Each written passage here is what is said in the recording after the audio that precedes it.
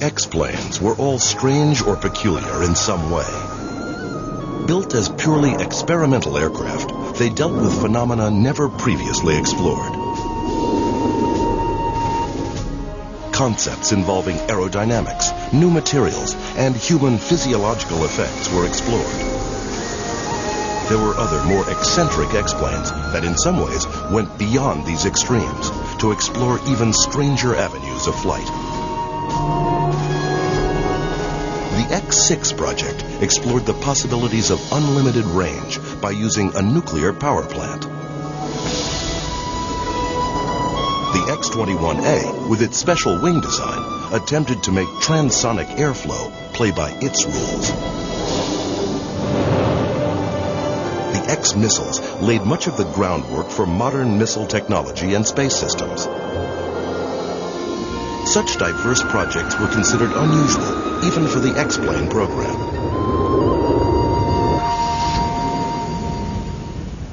Not all of the X-planes have been spectacular successes. In fact, many never broke any barriers or records. This is the sleek Douglas X-3 Stiletto, flown in the early 1950s. The Stiletto was built to explore high-speed aerodynamics at twice the speed of sound. But because of power plant deficiencies, it barely entered supersonic flight. The X-3 was the embodiment of what an X-plane should look like. When we were kids, Rockwell made a model of the X-3, and the art on that box cover model was just inspirational.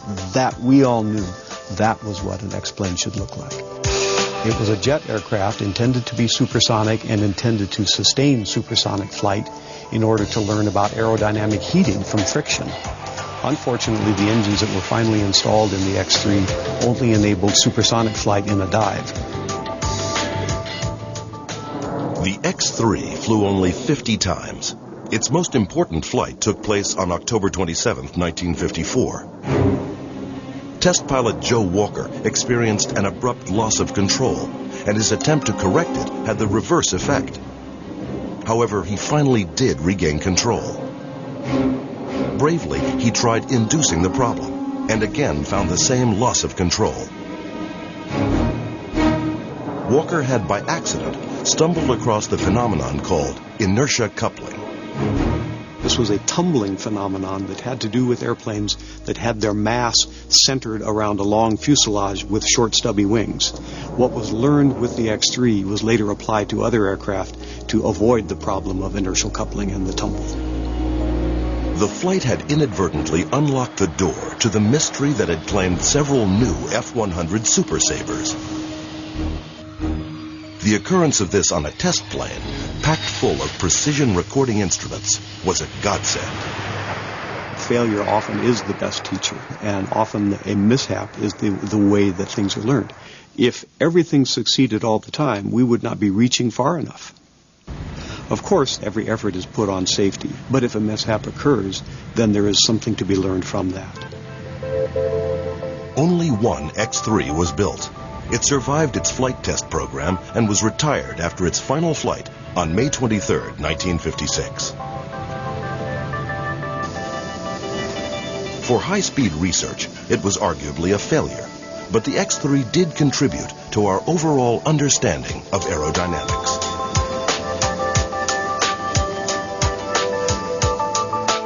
X is for experimental, and many experimental aircraft have explored new shapes and concepts that didn't quite succeed, but nevertheless taught us much.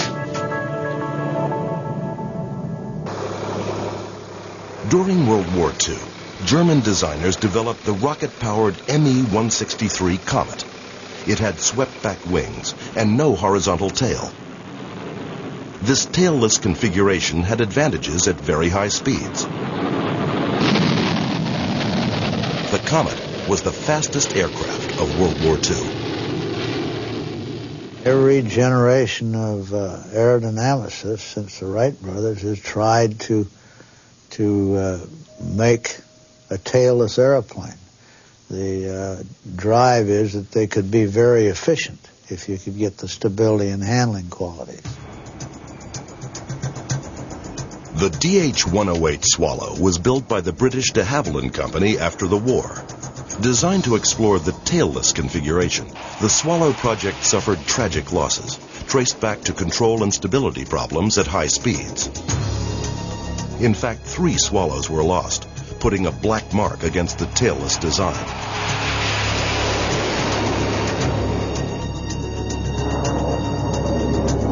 Another tailless research aircraft was the Armstrong-Whitworth AW-52, which first flew in November 1947. Many designers of the time felt certain that this low-drag shape would dominate the future and that any unsolved problems could be overcome.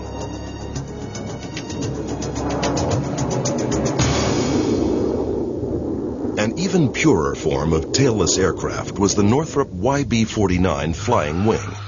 Jack Northrop pursued the idea for many years. In 1946, Northrop was given a contract to build a tailless X-plane, the X-4 Bantam.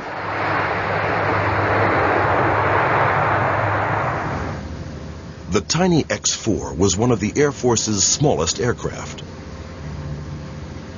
2 Westinghouse turbojet engines were buried in the wings. Any space left was packed with fuel and research instrumentation, leaving little room for the pilot. The first of only 2 X-4s built had its maiden flight on December 16, 1948. The X-4 demonstrated good stability and control until it entered the higher speed ranges. There, pilots noted strange oscillations likened to a roller coaster ride. The X-4 had shown that to fly at these higher speeds, a tail was needed. There's an old saw, you can't give a fighter pilot and an airplane enough tail, you know. And we needed the tail volume. We found out that just now all airplanes are pretty much shaped that way. In 1953, the X-4 flights were finally halted by recurring fuel leaks. There were no major accidents, and both X-4s survive today. The first man to fly the X-4, Charles Tucker, remembers how the X-4 seemed tailor-made for him. It was a tiny airplane, and I was a little fellow. They needed somebody about my size to fit, and apparently I had the qualifications.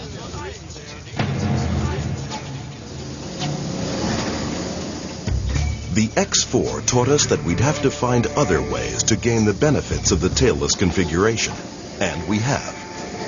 Despite political controversy, the Northrop B-2 is a successful tailless aircraft. It overcomes the configuration's problems with synthetic stability provided by computers.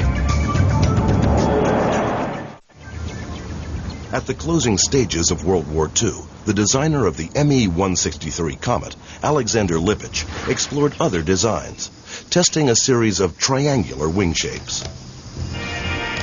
After the war, Lippisch brought his designs to the U.S. and proved the delta shape had many desirable high-speed qualities. The Convair company showed great interest in these studies and started their own test program. The direct descendant of Lippisch's work was the XF-92A Dart. Convair had given the little jet very thin wings to add high-speed performance. The tail and wings swept back at an angle of 60 degrees. On September 18, 1948, the XF-92 chalked up the first flight of a true delta wing aircraft. The promise of the design was a faster aircraft for less power, and because of the clean aerodynamic shape, a more maneuverable aircraft that performed better at supersonic speeds. The negatives were poor performance at low speeds and a strange tendency to pitch up during maneuvering. Once in the air, the XF-92 required good piloting skills to push into the higher speed ranges. The violent pitching up happened during turns and could be quite a surprise to the uninitiated. Still, it seemed that Delta could be the shape of the future. We learned an awful lot from the 92 on really what not to do, but it served its purpose in research. The XF-92A was retired in October 1953. The 5-year research program had demonstrated many problems with the Delta, but it had also given designers a chance to solve them.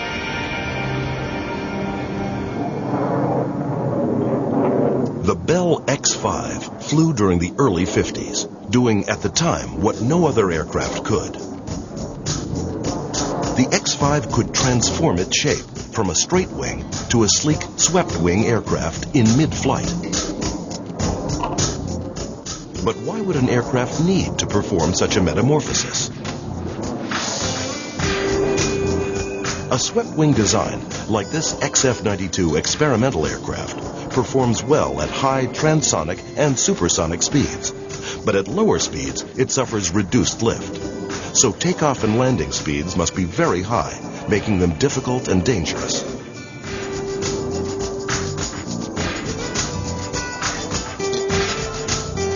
Although not efficient at high speeds, a straight wing has an advantage at lower ones. It produces more lift, enabling the aircraft to take off and land at a slower, safer speed.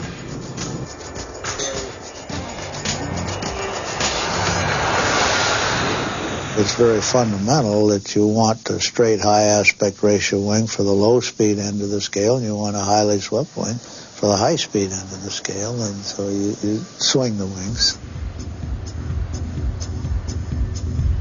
To counter the shift in the center of gravity during sweepback, the wing root slid forward as the wing tip moved backward.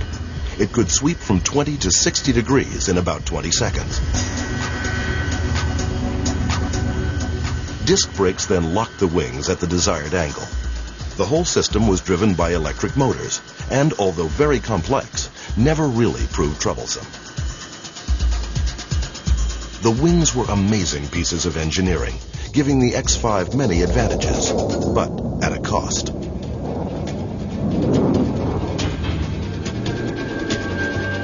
The 14th of October, 1953, was the X-5's blackest day.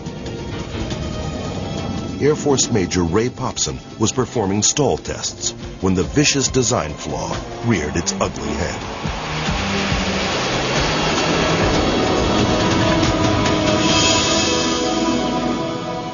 That airplane killed Popson. He got into a spin around 9,000 feet, and it took about 10,000 feet to get out of a spin in that airplane. He just never had an opportunity to get out. And I was flying. I wasn't chasing him that day, but I was listening to him and told him how to get out of a spin, and it didn't work. We never know why. It was a lousy flying airplane because it was a compromise of design where the thrust axis, the drag axis, and the principal axis weren't coincident. So anything you did gave it a lot of spooky dynamic motions, and we learned to fly around that. The first in-flight wing sweep occurred during its 5th flight on July 27, 1951. It was only a partial sweep, but on the 9th flight, a full sweep was successfully executed. The X-5 was now the first aircraft to transform itself in flight into a completely different kind of plane. This feature was a great bonus.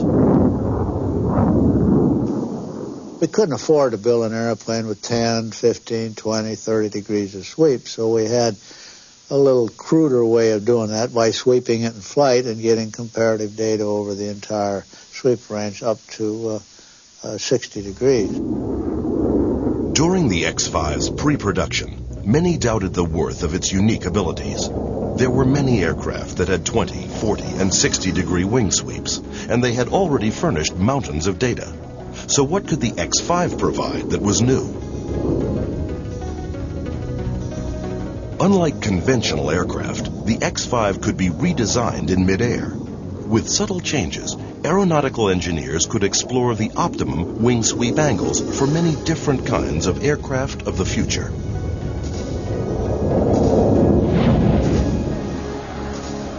One of those planes was the General Dynamics F-111. The first prototype flew in 1964.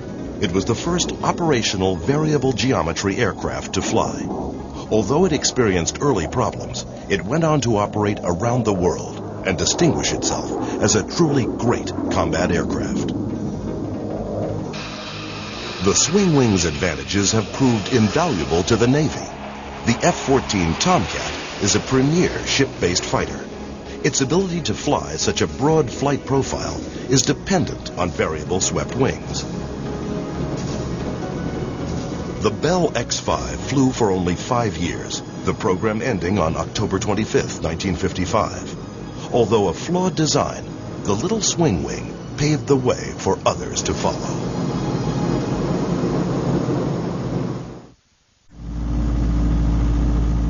The Bell X-9, or Shrike missile, was one of the first X-missiles to be air-launched. It was the testbed for the Rascal air-to-surface missile. From its first launch in May 1950, the X-9 would usher in many new ideas. Carried aloft by a Boeing B-50, the X-9 was swung down on a trapeze and launched in midair. X-9s were powered by two-chamber liquid-fuel rocket engines, pushing the missile to around Mach 2. It could range over 50 miles and then accurately hit its target, controlled by a radio technician in the B-50 mothership. The X-9 was perhaps the first weapon to marry the awesome power of a liquid-fuel rocket with the frightening destructive possibilities of a nuclear warhead. Bell tried in vain to convince the Air Force to put the Shrike into production, but to no avail.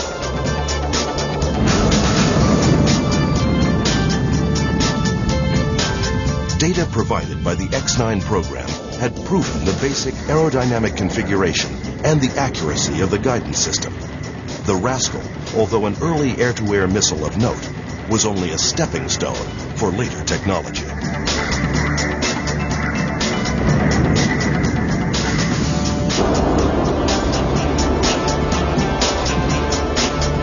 The Bomark anti-aircraft missile was another with its roots in the X program.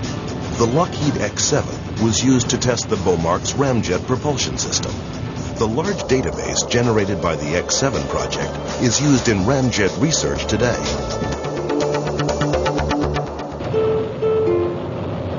The X-17 tested early space re-entry technology. During one flight, it reached a speed of over 9,500 miles an hour. One of the most curious X-missiles was the North American X-10. This remotely controlled missile on wheels flew by turbojet power beyond Mach 2. Built to test new aerodynamic and guidance systems, unlike other missiles, it could be landed safely after its mission.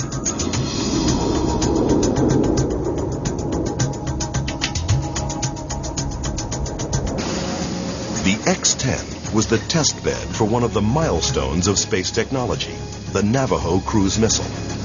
Going against the trend towards purely ballistic missiles, the Navajo project explored a very fast, flyable, aerodynamic missile configuration. The technology nurtured by this project was to have repercussions for many decades to come. New methods of building aircraft and space vehicles to withstand extremes of heat and cold. Also, uses of new construction materials like stainless steel and titanium were developed. New welding techniques, highly accurate chemical milling processes, the use of exotic alloys, along with a whole new era of electronics and precision component manufacture, grew out of North America's Navajo missile program.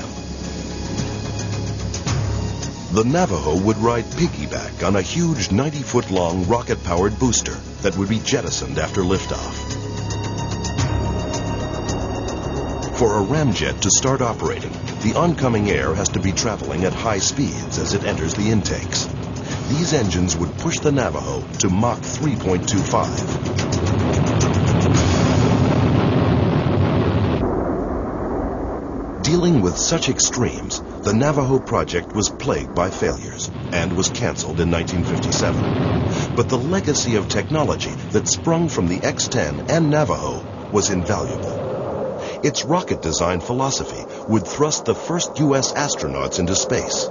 The guidance system helped navigate submarines under the North Pole, and its manufacturing techniques are still used today.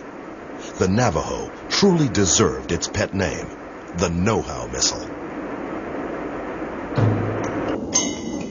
One of the most unusual-looking X-planes is the X-21A. This aircraft was designed with special wings which inhale the turbulent layer of air that forms on their surface through tiny slots. The hope was that the X-21A's laminar flow control system would extend flying time to days instead of hours. Air resistance to the motion of the wing causes turbulence or friction grab. As the air passes over and under the wing and the cross-skin surfaces, laminar flow control reduces this drag by actually inhaling this turbulent air and disposing of it through specially designed slots. Then feed it through the modulating valve assembly into a low-pressure turbine power compressor, then onto the high-pressure compressor, which expels it. Laminar flow control's dividend was tantalizing. By reduction of drag, the engines would have a much easier time propelling the plane and need less fuel. Aircraft could stay aloft for days. Dreams of non-stop, unrefueled flights around the globe would be attainable. During the early 60s, the X-21A consistently achieved clean laminar flow over 70% of its wing surface area. But in 1964, the project was canceled. Many flight tests exploring the impact of water, dust, and insects on the system proved the high maintenance needed to keep the slots free of debris couldn't be justified. This concept of longer endurance aircraft would remain a dream. Lifting vertically off a ship's deck, the V-22 Osprey acts just like a helicopter. But by a marvel of engineering, it can do something a helicopter can't: transform itself into a high-speed, long-range aircraft.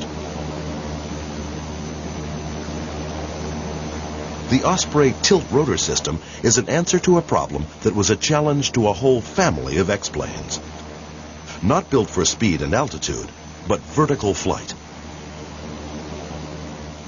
One of the first vertical takeoff and landing, or VTOL, X-planes was the Hiller X-18. Its whole wing could be tilted up. This thrust pipe aided control during a hover. First flown in November 1959, it was a short-lived program, but contributed to the development of yet another tilt wing. Built for use as a VTOL-capable transport, the Vought XC-142 was also a tilt wing. And in 1965, it successfully transitioned from a hover into level flight. It helped demonstrate the advantages of heavy-lift VTOL aircraft. Another concept was to tilt the propeller. The Curtiss-Wright X-19 was powered by two turboshaft engines, driving four tiltable props through a complex gear system. In 1953, Bell Aircraft began exploration of the ducted fan. 14 years later, their VTOL ducted fan X-plane, the X-22, was flying. Its four ducted fans were fully tiltable and could rotate from 0 to 95 degrees in less than 20 seconds. The ducts acted like circular wings in forward level flight. There were large moving surfaces to the rear called elevons, which in concert with the variable pitch propellers created all the control the X-22 needed. It could basically do anything a helicopter could, hovering and maneuvering in any direction. By March 1967, the X-22A had transitioned from vertical takeoff to level flight, going to a maximum speed of 255 miles per hour with a 445-mile range. In July 1968, it completed a world record sustained hover at 8,000 feet. In the 50s, pure jet vertical flight became a challenge worth pursuing. In 1951, Ryan's unmanned test rig completed the first controlled jet hover. wind tunnel tests were carried out on a delta-wing VTOL jet. It was to sit on its tail for takeoff, then transition into level flight. The pilot seat was set up like a Ferris wheel chair, rotating forward during vertical flight. As the concept was exhaustively tested, Ryan's first backer, the Navy, pulled out as a result of post-Korean War funding problems. Then the project was taken up by the Air Force, and the first X-13 vertijet was completed by 1955. A Rolls-Royce Avon turbojet was chosen because it had the highest power-to-weight ratio of any available engine. In August 1955, the X-13 was hauled from San Diego to Edwards Air Force Base in the Mojave Desert to begin its test program. Its first flights began with conventional takeoff and landings to feel out the flight characteristics. These were completed with a temporary tricycle landing gear. In its final configuration, the X-13 would have no conventional landing gear at all. A special flatbed trailer was developed for the X-13 that could raise the aircraft to its vertical takeoff position. For early hovering tests, the X-13 was caged in a tubular steel rig called the Pogo.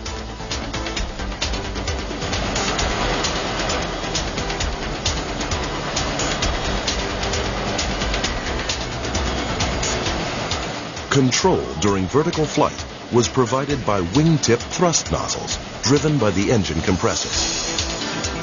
These thrusters worked along with another control system, truly unique to the vertijet. The exhaust nozzle was perhaps the major leap forward from a technology standpoint because it was an articulated exhaust nozzle.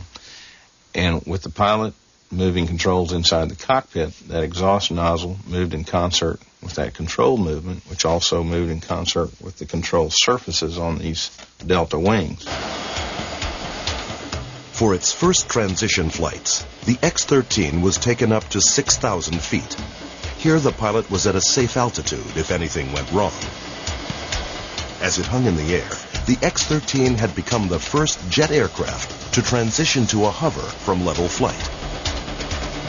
It seemed pure jet VTOL was possible after all.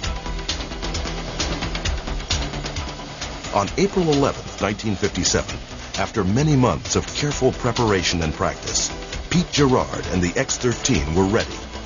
The aircraft unhooked and steadily hovered away from the support trailer for the first time. The little jet had successfully taken off vertically, proving it was all possible.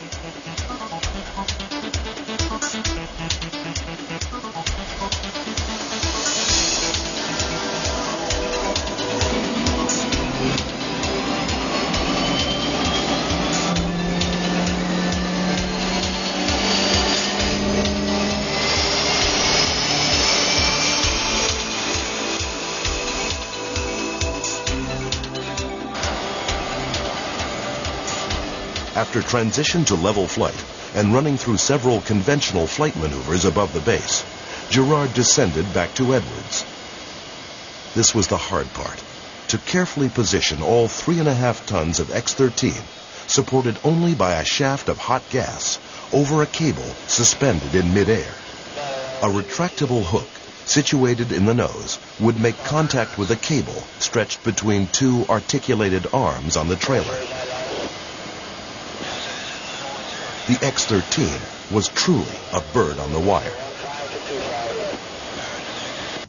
After the X-13's first true VTOL flight, it went on to perform many more, even putting on a show in front of the Pentagon. They flew the X-13 on the same route that the Wright brothers used to prove their aircraft to the military in Washington. They flew the same route with the X-13, took off, landed, it did just what it was supposed to do, and it was a pretty good airplane. But the vertijet would remain an experiment. By 1958, the project was over, having cost some $9.4 million. funding problems, power limitations, and the conservative establishment of the time were to bury the program. The X-13 was one of the earliest pioneers of jet VTOL, and lessons learned from it are still relevant today. Perhaps the X-13 was an aircraft a little too ahead of its time.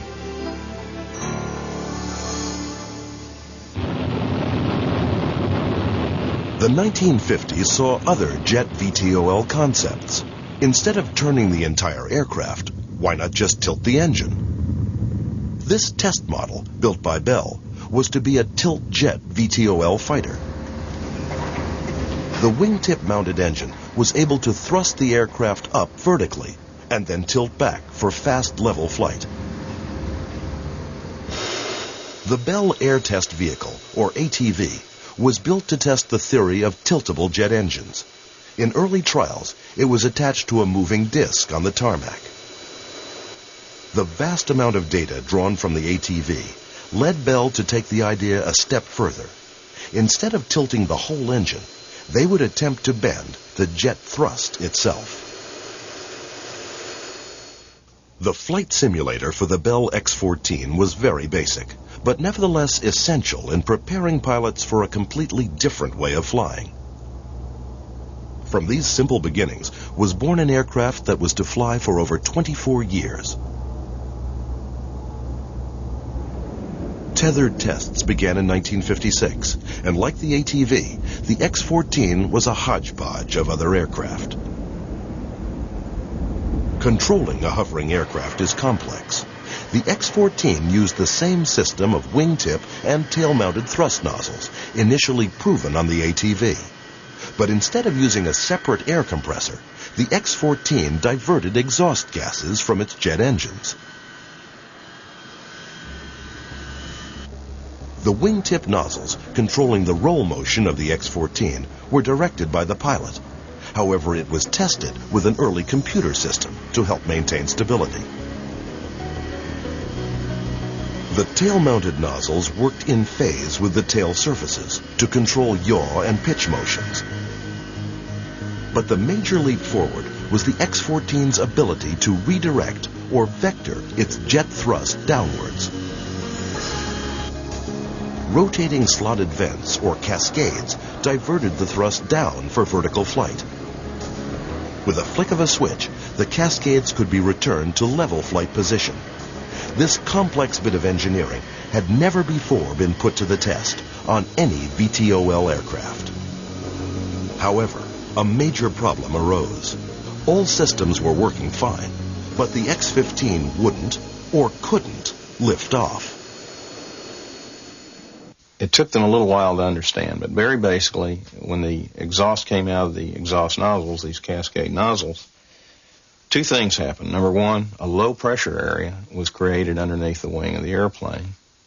And number two, the flow pattern was such that it wrapped around and came back on top of the wing. There was an easy solution, and that was to just make the landing gear longer and thus get the airplane a little bit higher off the ground.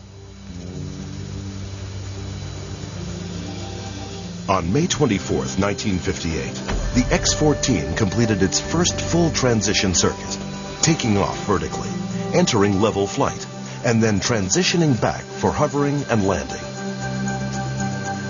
It could truly do what any helicopter could do, but with pure jet propulsion. The X-14 went on to pursue many avenues of VTOL flight. The Bell X-14 was the longest test program of all the X-planes, helping develop many VTOL systems. This strange-looking aircraft led the way for the world's most successful pure-jet VTOL fighter, the Harrier. Developed by the British firm Hawker, the Harrier uses a thrust vectoring system reminiscent of the X-14. Indeed, engineers drew from X-14 program experiences during the entire development phase, creating an aircraft that has flown for many years, proving itself again and again in combat. The The X-14 flew its final flight in 1981, the last X-plane to fly straight up.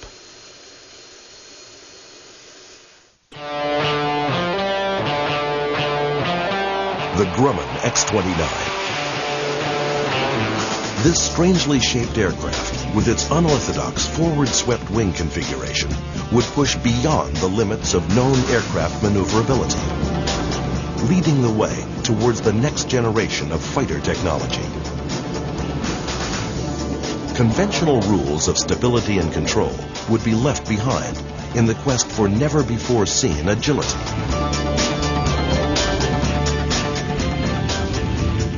Forward-swept wing design can be traced back to World War II Germany. The fuselage of this Heinkel 177 bomber would be used to build a new jet bomber with a radical wing configuration. The Junkers Ju-287 used a forward-swept wing design to increase the area of its bomb bay. Despite successful test runs, it never saw combat. The forward-swept wing concept was abandoned until the early 1960s, when it re-emerged in the HFB 320 Hansa jet. Hans Wook, who had been involved in the Ju-287 program, used the configuration for a more benign purpose. The Hansa jet was designed to provide additional space within the fuselage for greater passenger enjoyment.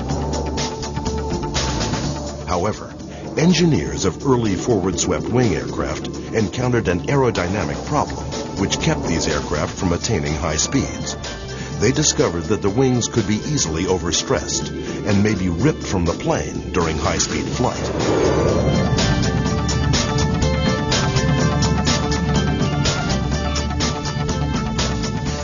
To create a forward-swept wing that could be flown at high speeds would mean overcoming this problem, known as structural divergence. As you take that airplane to faster and faster speeds, those wings are constantly trying to rip themselves off the airplane. In an aft-swept wing airplane, as you put it under load at higher airspeeds, the wings actually bend leading edge down, which relieves the load, so they're self-relieving. When the wings sweep forward, they actually twist leading edge up, which increases the loads, which puts more load on, more bending, and so the wings are trying to constantly rip themselves off the airplane.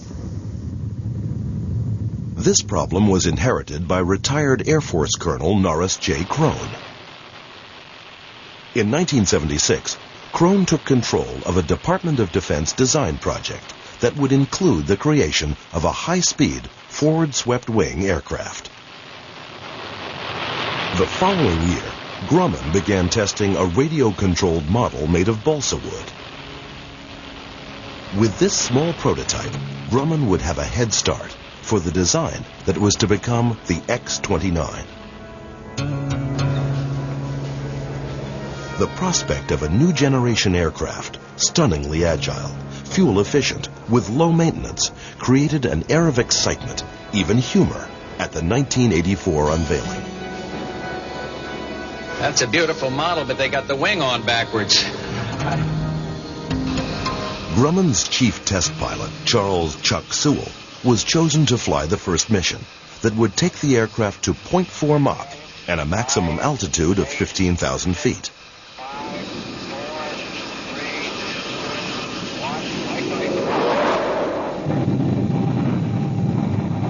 Airborne 157.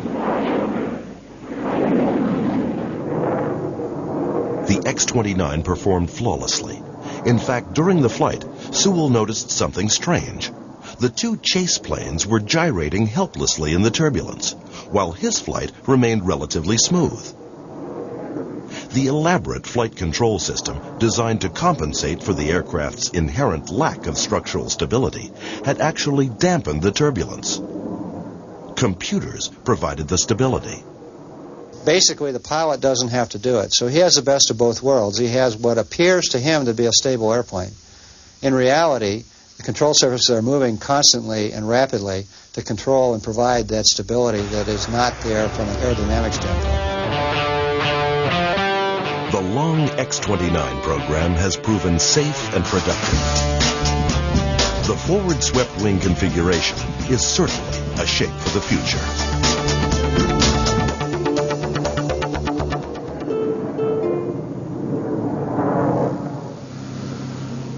Fueled by a desire to find alternative means of attaining super maneuverability, the first international X-plane test program formally began in February 1987, when the U.S. and Germany began joint research on the X-31A.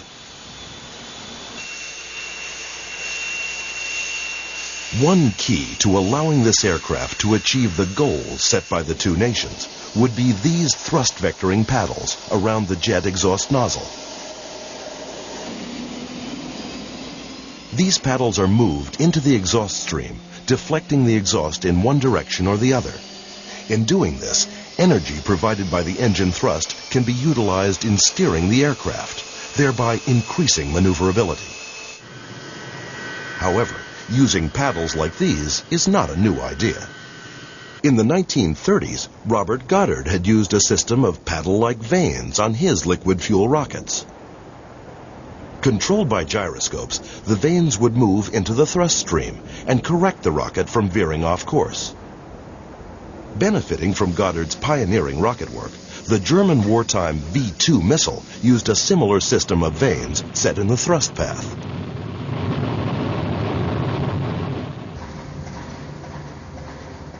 Unlike the X-29, the X-31 is geared towards military applications rather than strictly aerodynamic research.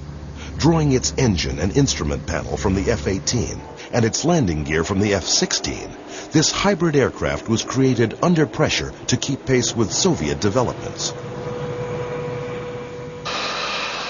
It was believed that an aircraft was needed that would be able to reach an extremely high angle of attack without experiencing the stall symptoms of a conventional fighter.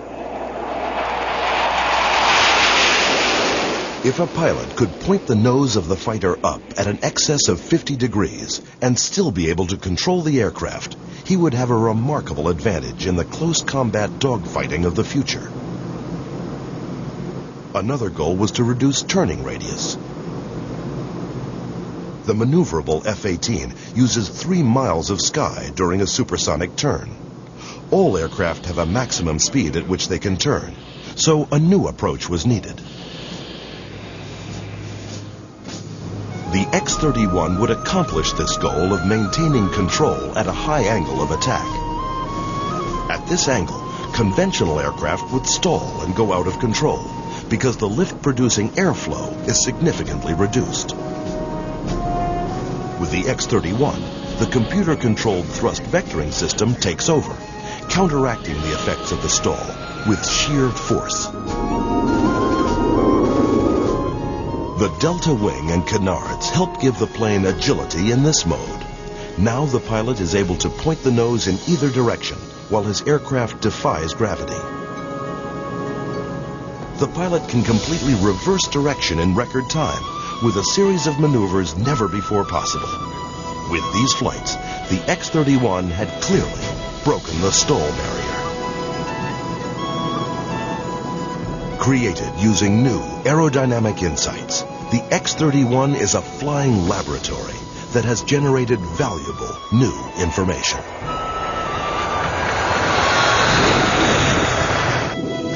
Today, as the space shuttle with its delta-shaped wings glides back to Earth, one can truly understand the need for experimental aircraft like the X-planes, sometimes to fail or make mistakes, but in doing so, forging the way for others to follow.